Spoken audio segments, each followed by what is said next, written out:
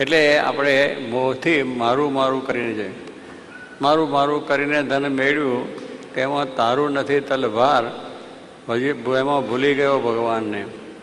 આપણે ભગવાને શરીર આપ્યું છે, ભગવાનની દયાથી આપણે આ પ્રમાણે મમતા આસક્તિઓ કરી સાચું ખોટું પ્રપંચ દગા કરીને ઘણું ઘણું ભેગું કરીએ, પણ એનાથી શાંતિ નથી.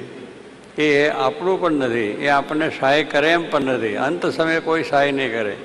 ભગવાનને સંત જેની ભક્તિ કરી છે, એનો આશરો કર્યો છે, એનાથી કંઈક આપણે સારું પુણ્યદાન કર્યું છે, એ જ આપણે સહાય કરશે અને પોતાના ધામમાં લઈ છે. એટલે જ કહ્યું કે ગીતામાં કે ભગવાનનો આશરો કરવા માટે ભગવાનની પાસે જઈએ તો જ આપણું આ બધા બંધન છૂટે છે. આપણને દુઃખ થશે, શાંતિ થશે, બીજું ઘણી ઘણી પ્રાપ્તિ કરી છે, પણ મુખ્ય વસ્તુ આપણે જો નહીં કરીએ તો એ પૈસા સમૃદ્ધિ આપણને કામ નહીં આવે. અને જો ભગવાનને